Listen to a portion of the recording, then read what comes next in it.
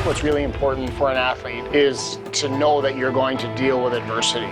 It was a little bit terrifying. I thought my livelihood was going to be a little bit different from then on out. We use the airplane times to really analyze what's just happened in the game while it's fresh. It's going to be tight tomorrow. There won't be a lot of scoring. That's a warning!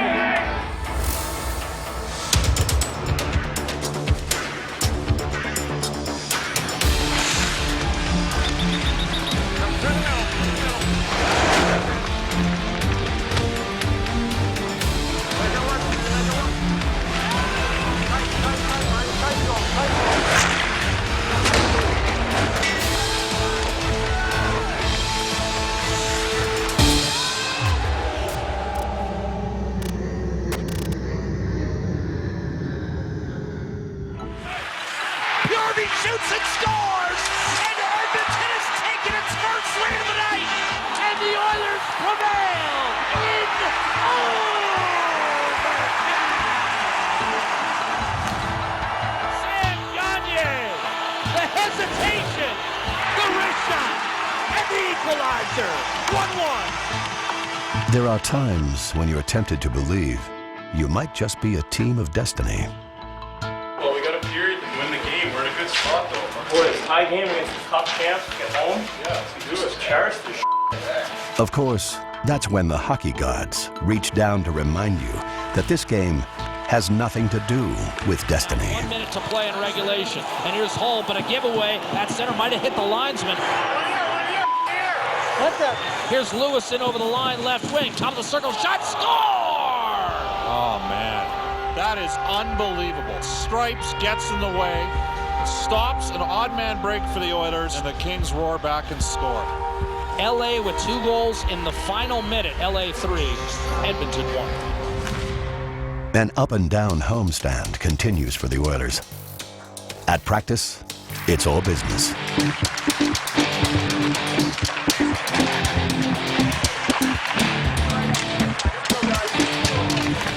Afterwards, there's other business for Taylor Hall. A video shoot for a new TV commercial that shows off his athleticism and power.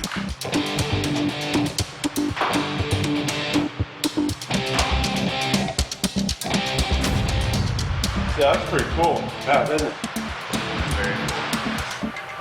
For Swedish blue liner Oscar Klefbom, business is a workout for his recently repaired shoulder under strength and conditioning coach Chad Drummond. Very frustrating to not play in Sweden, but it's a very good opportunity for me to know the guys who I hope I'm going to play with next season. The Oilers hope so too. A first-round draft pick and 19th overall in 2011, Klefbom is viewed as a top all-around defense prospect. I see myself like maybe some Nick Schultz, maybe like a two-way defender, good on his skates, can bring some offense. Everybody off to a good start here. How about we get Belly going here? Belly, you start up against Brodziak. Peck. The D-man Klefbom would like to model his NHL game after is part of the evolving leadership on this team. You know, it's an honor getting a chance to wear a letter, be looked upon as a leader. Come on, Schulte. So it's something where take it seriously, and it's something where you're looked upon to take the next steps here in Edmonton. Hopefully, be a part of that and the leadership group here, and make sure that we're heading in the right direction and we're getting better and getting into the playoffs and growing as a team. But leaders don't have to wear letters. Now in his 17th season, Ryan Smith shows his character in adjusting to a supporting role on a young squad. His response to being a healthy scratch for the first time in years is do anything for the sake of the team. Want to shoot, Smitty? It might mean helping out at goalie practice. Thanks, Smitty. Or stuffing the first puck home on the night of his 37th.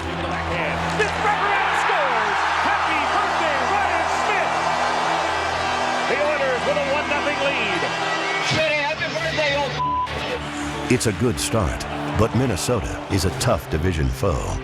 One the Oilers must learn how to beat in order to move up the standings. Tonight, the Wild come back to spoil Smitty's party. First lead of this hockey game. Late in the third, The evening ends badly for another Oiler, too. Oh, absolutely crushes Clutterbuck. Back in the dressing room, injured captain Sean Horkoff offers number 4 some sympathy for a tough play. Doesn't look very good, but I know what it's like. It happens so quick. You make a decision so quickly. It's very close. The Oilers will have to dig deep. They're now a game under 500. The Oilers are going to have to find a way here. In fact, they probably will have to find a way without Taylor Hall. Game over. Other leaders step up and call for more from everybody on this team. Hey, listen. We're supposed to play a certain way. We've got to play that way. We all know what we have to do. We have to do it. The whole game. We can't play a certain way if we can't rely on one another, trust one another. It can't be acceptable. I don't know if you guys enjoy this or what, but it's not fun. We can do it in here. We can play good. We can do it every night. If we're going to make playoffs, bear down here and be accountable for each other. Nobody else can do it, boys.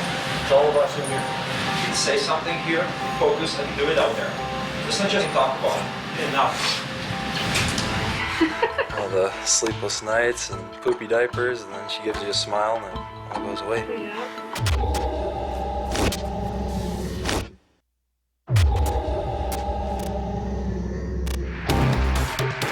With one game left in a homestand that has failed to produce the points they'd hoped for, the Oilers dig in at a vigorous practice.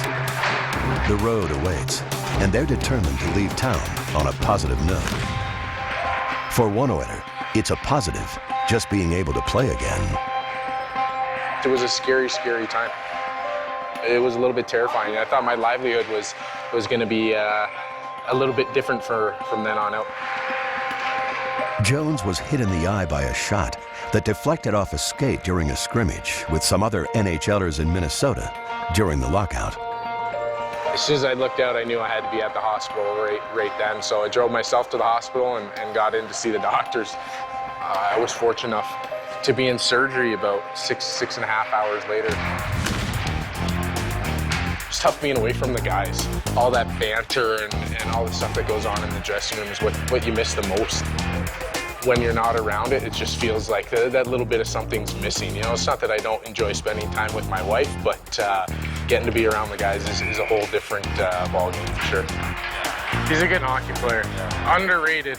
Seems like forever since the injury, but it's only been 53 days and counting. So I think that your legs are ready. I think your body's ready. I've done all the fitness testing and practicing with the boys, and I'm ready. I'm for sure ready and excited. I got a feeling. Number 28's return to the lineup gives the Oil an infusion of energy, grit, and some grease. Throughout my entire life, I just was never the skilled guy. I was just always the kid who loved the game and went out and worked as hard as he possibly could. Ryan Jones banging away. First shift out there with Eager and Belanger making his presence felt. I learned early on just in watching, my favorite players play that around the net is really where everything happens. Offensively, that is. Pucks have to go to the net to go in. That's obvious. Yeah, good job. Hurry, boys. Get sharp, get sharp. If you put yourself around there, then good things are going to happen. You're going to score goals. You're going to create screens and allow other guys to score goals. Now a 2-on-1. Eager with Jones. Jones shoots! Another opportunity for Jones, and it's clubbed away by Yandel. Jonesy, that's it. Watch your hair. Despite outchancing their visitors by a wide margin,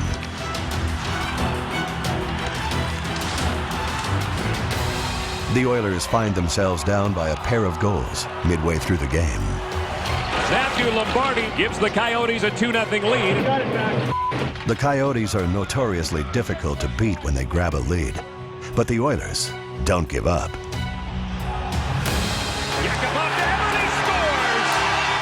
Jordan Eberle's goal late in the second frame stokes a fire in the dressing room.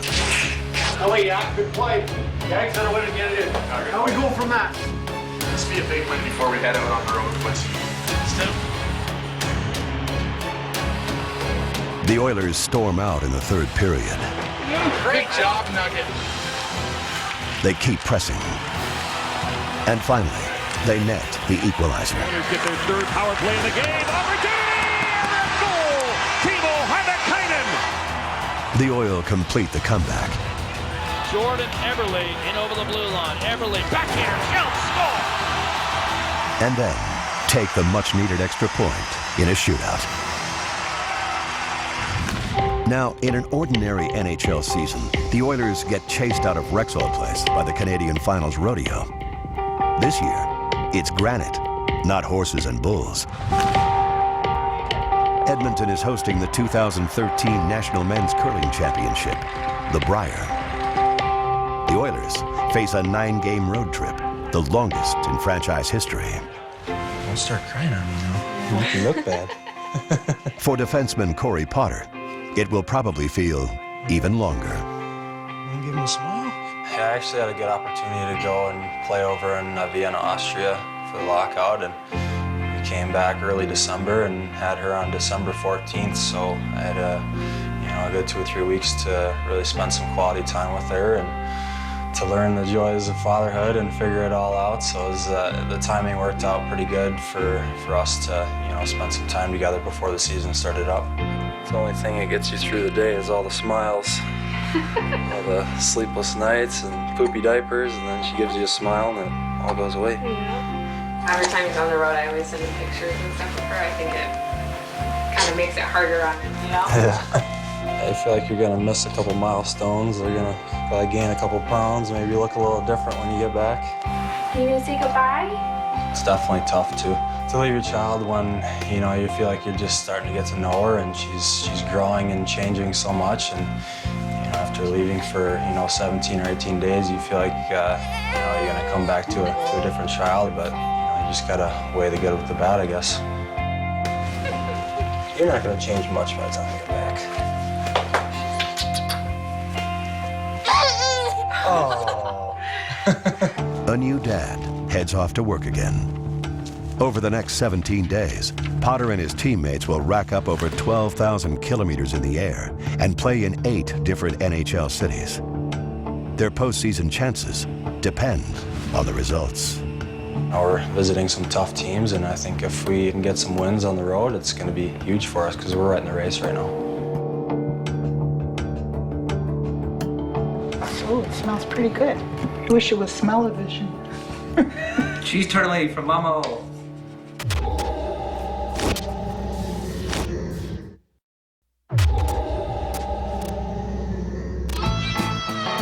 The longest trip in Oiler history begins against the NHL's best team.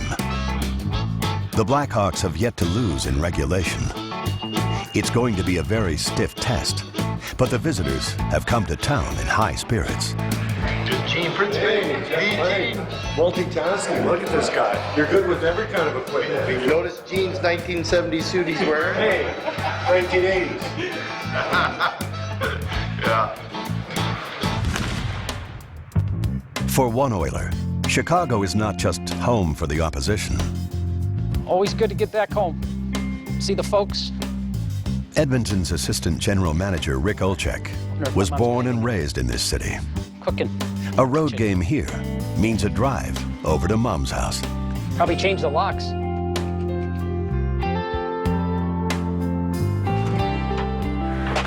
how you doing? Oh, yeah. Good. Oh, if that's our wall of shame. Mom, you want to show him? Sure. This is Eddie when he Won the Stanley Cup. With the Rangers. And that was with actually Mr. Lowe was on that team, and Craig McTavish. Former Oiler Mark Messier was also on that team, so it was good to get a lot of former Oilers there. And Eddie was one of Eddie's prouder moments as a player to hoist that Lord's Stanley Cup. So hopefully we get another one back in Edmonton here soon enough. So another old chick gets to hoist one. Sounds good to me. So. Come on. He doesn't have the Stanley Cup ring or hockey DB profile that his older brother does. But this Ivy League law school grad is an accomplished hockey pro in his own right. Well, we had a few roster changes for tonight's game versus the Chicago Blackhawks, so I have to inform the league what our transactions are, and then send the paperwork to the player, the agent, and of course file with the league.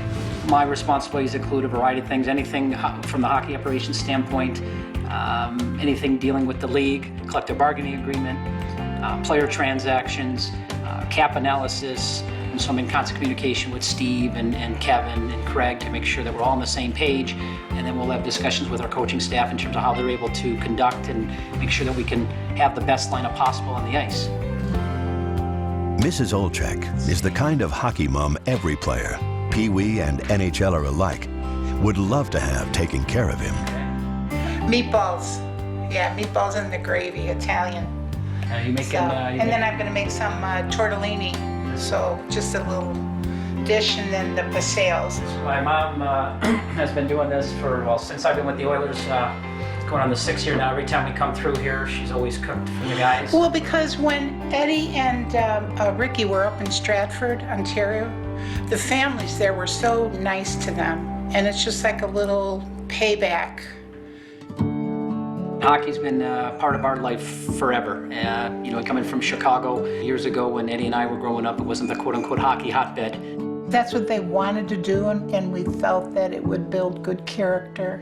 It brings you closer together as a family also. And that's what hockey is. It's a close-knit family, just like our regular family. You know, I think our values definitely were instilled from my mom and dad. There's no doubt about that. They instilled in us, love what you do, be passionate about whatever you're doing. But these are just about done. Yeah. She may not have played the game herself, but Mrs. O sounds a lot like a coach on the subject of keys to success. You have to work hard. You can't wait for someone else to hand you something. I love the tortellini. Be ambitious, be patient, and your time will come. Always got the phone, you never know when it's gonna ring. It could be Kalo or Tamby or Mac T. Gotta answer ASAP. You know, I always do. So 24/7 the phone's on.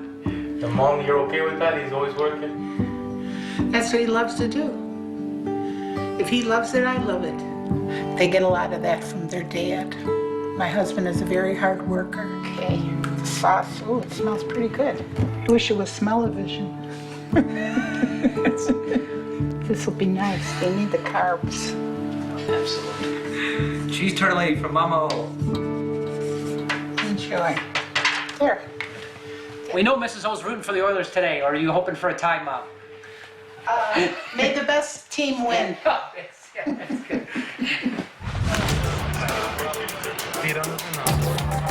Rick Olchek grew up here, but another member of the Oilers family has fond memories of Chicago too, including his own Stanley Cup ring from 2010. It's a fun place to play for sure. You know, the fans are great right from the start of the game with the anthem. It's so loud, and it's a nice experience for guys that have been in the league for a long time, and it's nice to see the rookies get in here and play for the first time. Ben Eager's first season as an Oiler wasn't quite the one he'd hoped for, but he's put it behind him. Ralph's been, you know, he's been keeping guys accountable, and you know, if you're playing well, you're going to get rewarded. So, you know, I've been just trying to show up to work and play hard, and you know, Ralph's noticed that, and he's been giving me a good opportunity. Come on, boys. Talk to him there, boys. Since I was pretty young, I've been able to skate pretty well, and you know, in the off season, I try to work on my explosiveness. And you know, you can catch the odd defenseman by surprise a little bit. You know, you get the puck, you get a step on them, and you know, even if you're not scoring, you know, you're wearing the defenseman down. You might get a couple chances there. A short-handed goal, his first goal of the season. That way, Petey. Right, Lenny. Good stick. Ricky. Kane now. Patrick Kane, backhand scores. Tighten your seatbelt, Lou. Could be an interesting night. It's all right, boys. We'll get that back. We have a few bigger bodies now in the lineup, you know, with Lenny. He gets in, finishes hard.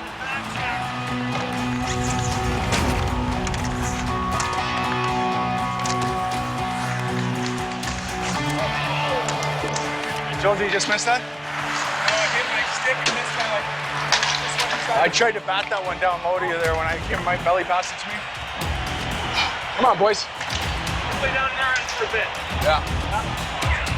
Edmonton takes the lead twice, giving the Blackhawks and their fans a real scare. What a shot, what a goal by the rookie. Nail Yakupov, power play goal. Gotta dig in here, boys. Not a bad spot. But in the end, the home team prevails in overtime. Still, it's a good point in a tough building. Thanks for doing this, Langer. No problem. Harry, can you grab the buns? Tonight's special post-game meal is one well-earned. Homemade meatballs. Ready to be served. Just figured we're on a team today, so we might as well be matching. It's not how you look, it's how you play, right?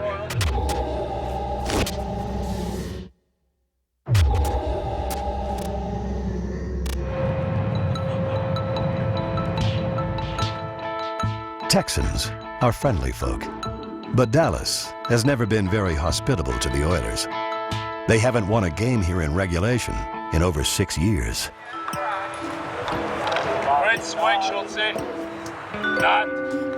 With a rare day off before they go dancing with the stars, the Oilers head out for a little golf. Turn. It's cold for Texas in February, but remember, these guys have come from Edmonton. There's not a lot of opportunity to get out and do some team things like this, so I just want to get the guys together and have a game of golf, get away from hockey a little bit, enjoy ourselves. This course took Tiger Woods to his knees. When you're playing so many games that often, and you're so focused on hockey daily, it can be a little bit of a grind mentally too, so it's nice to get a little reprieve from that. I can't play. Sure, I'll be a ref, I think. You just want to drive my car. I started playing maybe 2-3 years ago. Ever since that, I fell in love with it. It's a lot of fun. You got that on camera? Yeah, I'm getting off. I can't play anymore. Don't hit too hard, George. You won't get there. Those are nice pants, though, bud. Oh, nice. Oh. Don't forget your cat, dude. Let's against Halsey and Apps. We'll absolutely crush them. Get a shot of me and Eb's matching outfits if you want. Halsey and Abs, those dumb pigeons dressed alike. We're on a team today, so we might as well be matching. It's not how you look, it's how you play, right? This is the guys, they doing the whole change. They hang out in good spots with us. They're having a good time. Okay, I'm out. Peace out. Here we go. Where's the fairway? Hey, good luck. Good luck. Good luck. Good luck. No. That's fine though, I see it. It's rolling, rolling, rolling. You're in the rough or the fairway, whatever it is here. I'm up against Dubnyk and Jonesy. It's a rivalry. It's been going on for about 4 years now. This is my year. Oh yeah. Okay, I had to, look at this. This is a PG. This is a tour shot. Look at this over the left. I can't do that. It's gonna be the longest round ever with this guy. Fun and done. The Oilers trade blades of grass for blades on ice and go back to work. The assignment ahead is daunting. We're gonna have 6 games in 9 nights. It's getting a little bit crazy here, but this next game against Dallas is gonna be huge. We still feel like we're right there with a chance and not too far from the playoffs. And Here we go. Punishing forecheck, frees it up for Hemsky. Petrie fakes the wrist shot, gives it to Gagne, and it's stuffed home.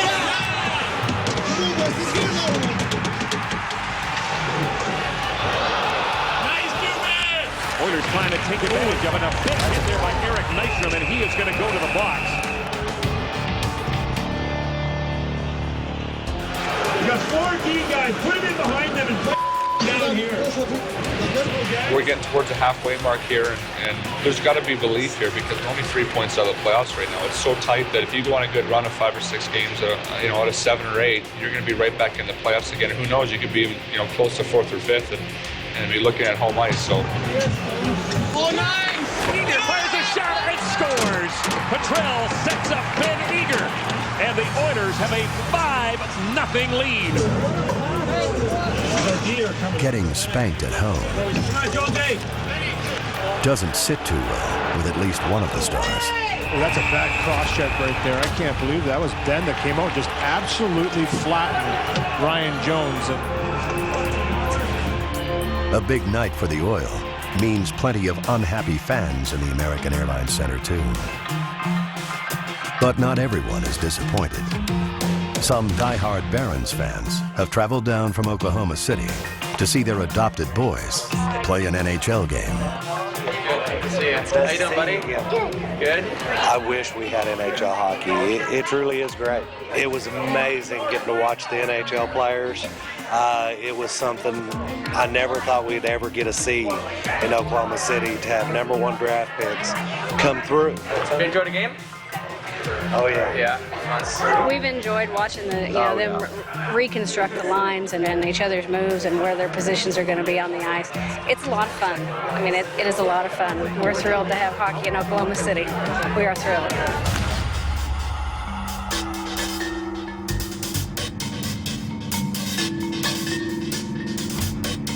Leaving the Lone Star State, the Oilers move on to the Show Me State. Winless in their last 5 visits to the Scott Trade Center, they'd love to show St. Louis the same game they gave Dallas. Things look promising for a while.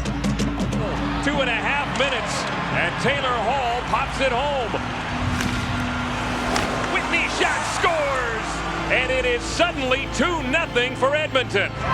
Dreams come true. But an early 2-goal lead evaporates. Under pressure from the big, hard-hitting Blues. You know, we've really played some great stretches in every game, but we're having trouble doing it over 60. It's not an easy thing to win consistently in this league, and it takes experience, and the only way to get that experience is to go through it and to figure it out amongst yourselves and amongst your teammates. And, you know, we're in the process of doing that now. 2 nights later, the Oilers face the Wild at the XL Energy Center, where they've managed only 1 win in their last 20 appearances. And it's swung back to the point by Setaguchi. Puts Minnesota on top at 2:37. A sluggish start puts Edmonton behind by a goal. Fired on the net, guys. But they draw even near the end of the first frame. Feeds it in front, jamming away, and he scores! Then, inexplicably, the visitors forget the first rule of scoring goals. Shoot the puck. They fail to register a single shot on goal in the second period. To get outshot 18-0, pretty tough to paint a rosy picture of that right now for the Edmonton Oilers. They're going to need to be a heck of a lot better. You know, you got to get after and put some pucks on the net. Ultimately, it comes down to execution, and obviously is a game that is results-driven, and it's all about points each and every night. When you're in a process with a young team like this, we know that we have to continue to stick with this process and be patient with the process.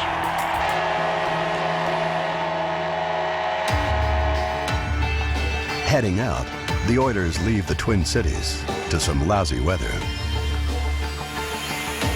For Ralph Kruger and his staff, on that 5-on-3, it's back to basics. we had no net front presence there. The coaches generally, all of us are working every minute on the plane. We use the airplane times, even if we're not in a back-to-back, to really analyze what's just happened in the game while it's fresh. Had a little bit of flow might be easier and just keep the F3 above everything. You have opportunity to be disappointed in the losses, but you know, we're already preparing for our next day, our next team, our next opportunity to play whomever it may be. It's going to be tight tomorrow. There won't be a lot of scoring chances in that one. Especially in a shortened season like this, there's very little time to think about anything except the next opponent after the game is over. How's things? That's pretty good. Yeah, it's kind of happening so fast. Yeah. This type of season, too. Yeah. We're on 13, huh? Yeah, I guess so. Why not?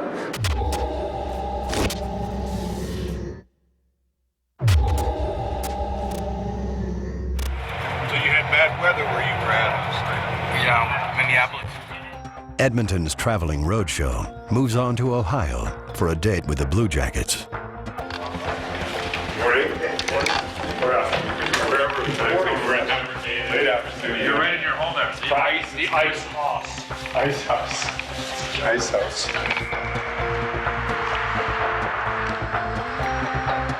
While the players and coaches work at getting this trip back on track, media and management share notes on a trade.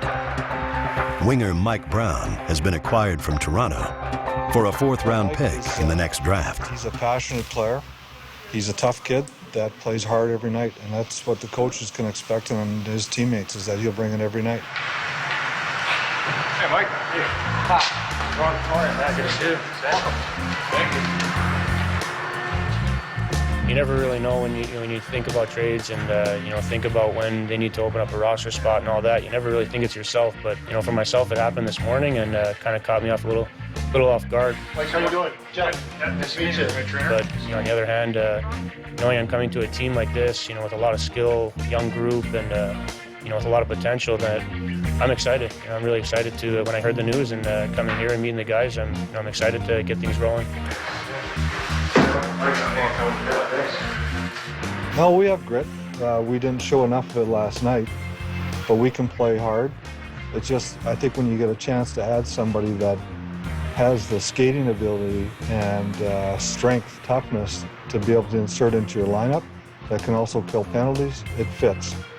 Brown definitely adds toughness to the Oilers lineup, but Jordan Eberle shows there's more than one kind of tough. You want to try to put something over that finger? I got padding here and here, so I think it should be fine. Here comes Jordan Eberle. Across the line for Yakupov. Yakupov snaps the shot. It hit Eberle. Tries to bounce it in front.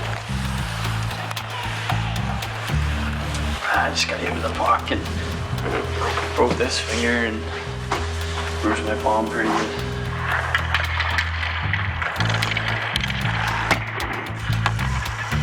Finger's fine. The only thing I feel is right here.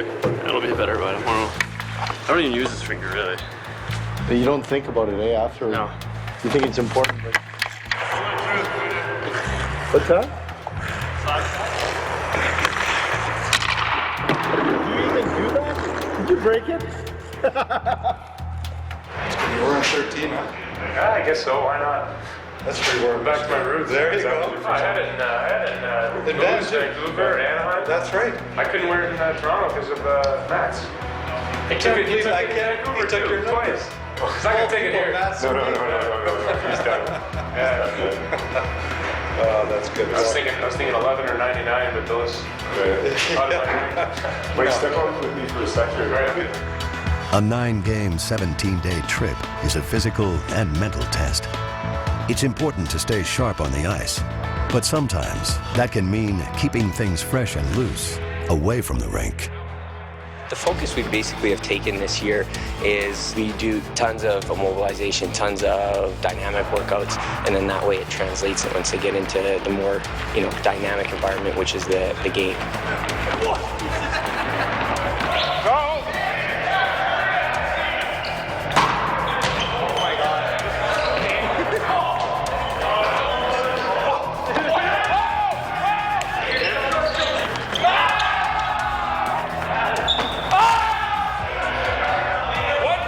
With a short season, it's day after day after day. It's such a grind. So that's what we were doing here today. We were just trying to still be active, but have a good time. That's a warning! Hey, who won?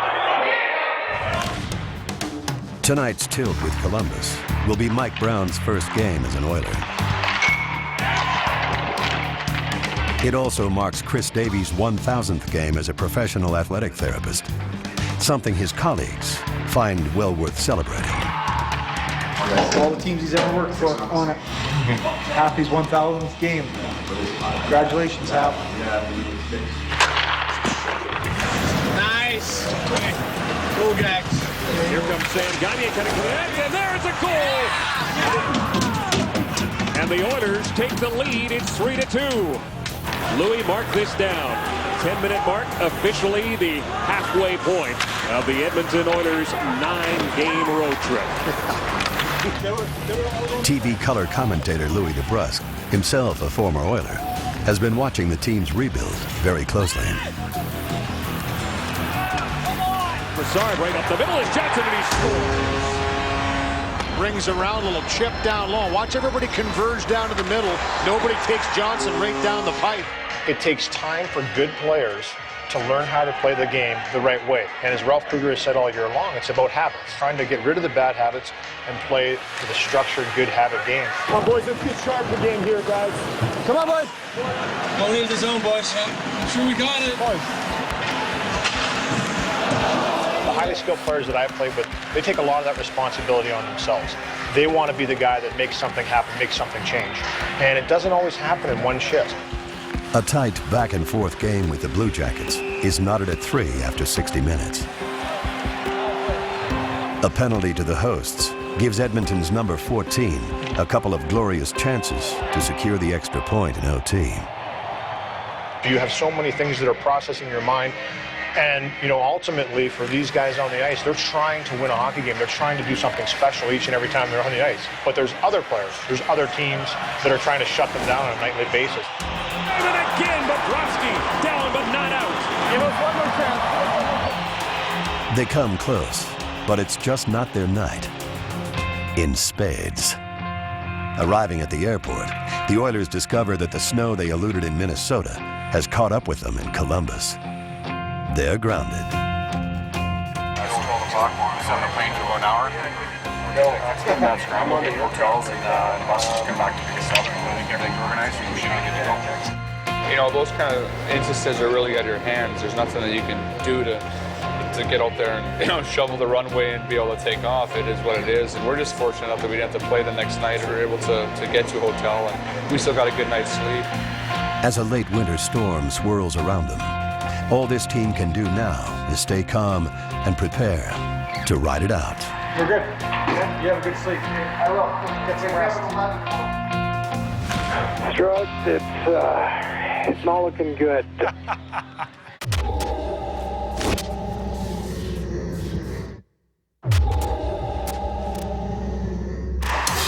While the good citizens of Columbus dig out from last night's storm,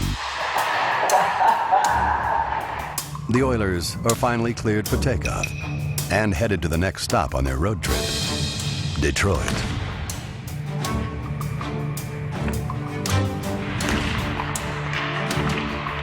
Skating hard at morning practice in the Joe is Captain Sean Horkoff.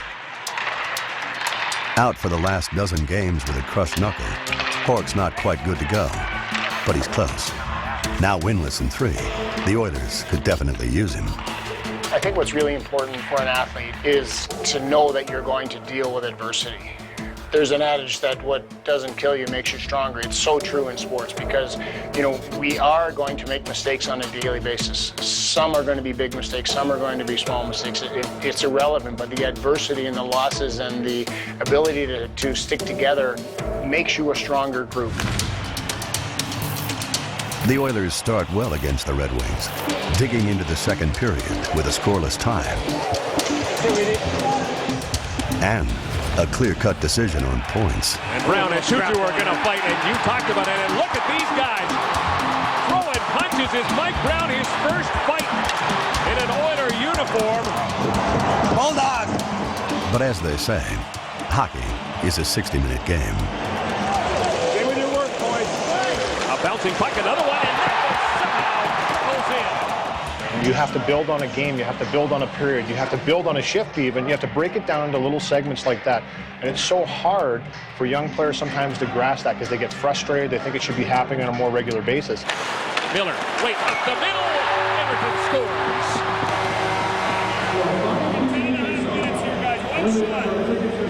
You can tell your child not to touch that hot stove, but until they actually touch it, until they actually go, ouch, that really hurts, they won't truly believe you. So a coach is going to preach every day like Kruger has done all year long. He's going to preach every day the right habits, the right structure on how to play. In time, they will buy in and they will play the right way.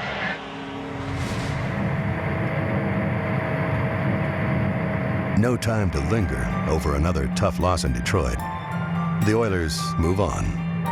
The Predators await their arrival in Nashville for a game the very next night. Too many men.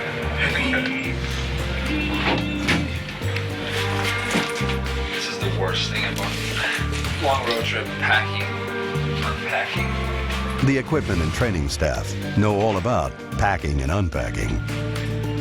While the players can hit the sack now, They still have work to do, setting up the visitors' dressing room for morning skate. It's a big challenge for us tonight, you know, coming off a few losses in a row, playing here in Nashville against such a disciplined group. But we're expecting a response from the disappointing middle period yesterday in Detroit. We're expecting a very gritty game today. Unfortunately, the grit and the bounces are all Nashville's this night. High slot shot. Fisher, they bang it away, and it's Hornquist.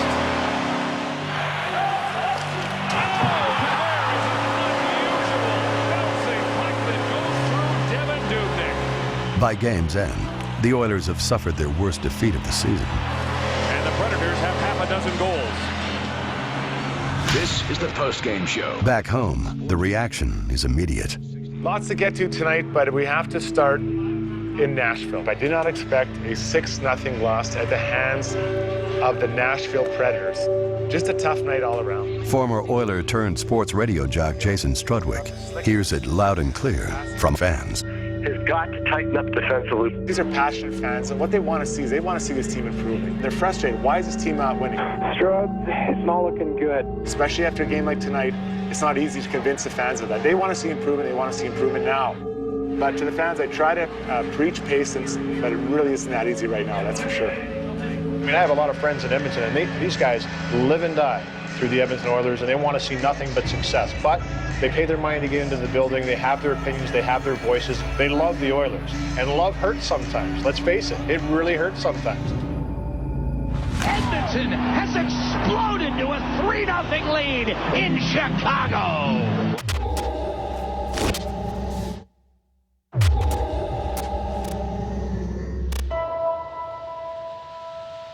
The Oilers are back in Chicago for a rematch with the best team in hockey. The weather is fitting, gray and gloomy. Their road trip is slipping away. Edmonton has now lost 5 straight. It's not always that easy just to kind of forget about a loss. Some of the losses sting a little more than others. And that's all part of being a professional. It's all part of growing up and being mature and trying to channel that injury and that anger from that loss to the next game, to the next practice, get prepared for the next team coming in.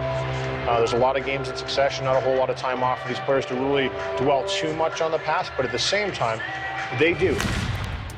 Knowing this losing streak must end, Captain Sean Horkoff called a players-only meeting following the shutout loss in Nashville. The season's on the line. It's gut check time. It's going to be up to the 12 forwards and the 20 guys all together to just try to figure out what our identity is as a team and how we're going to take to win. And after a month on the shelf, Horkoff returns to the lineup. Tonight, he'll lead his struggling squad against an elite team that hasn't lost in regulation at home this season. The ability to stick together makes you a stronger group. Everybody's a good front runner. Everybody's a good winner. But when you have to dig down and you have to find that from within, just have to dig a little bit deeper and do a little bit more, that's what makes you a strong person and a strong athlete. And that's what we're trying to build here in this road trip. The Oilers are focused, but few could have anticipated their response to this challenge. This high slot shot, score! Mike Brown took the shot. His first goal as an Edmonton Oiler. Come on, we play the same way, boys. We play the same way here. Loose off the end boards, thrown back in front. Bjarby to the side of that, score! Sam Gagner, fit by Magnus Bjarby, and he puts it upstairs on Ray Emery. And the Oilers have struck twice in 36 seconds. Horkoff wins the faceoff. Here's Hall backdoor. What's our score? Ryan Whitney, his third goal of the road trip, and Edmonton has exploded to a 3-0 lead in Chicago. Sam Gagner's breakaway stakes Edmonton to a 4-0 lead after 20 minutes. He's back to Hoser, wide open in front. A save made by Kubik. But the Hawks are first overall for good reason. The Oilers know they're in for a ferocious battle before the night's over. Bolin, cross ice, the wrist shot. Patrick Kane, and it's 6-5. What are you lighting? 20 seconds to play. Edmonton leads 6-5. Seabrook fires it in. seconds. Big windup. Petrie couldn't clear. Centering past Kane. Broken up by Horkoff. Chance Kane wraparound save. Rebound. A whiff. 3 seconds to go. Edmonton's going to hang on and win this game at the United Center. Final score. Oilers 6. Blackhawks 5. Test-faced and passed. If you're out there and you got 20 close friends and 20 brothers sitting beside you, you're willing to do anything it takes to win a game. You're willing to block shots, you're willing to do things outside your comfort zone because you don't want to let that guy down. You need to feel like that by going through tough times, lifting each other up when guys are down. The longest road trip in franchise history continues. But has courage and determination under fire turned the course of this young team's season around?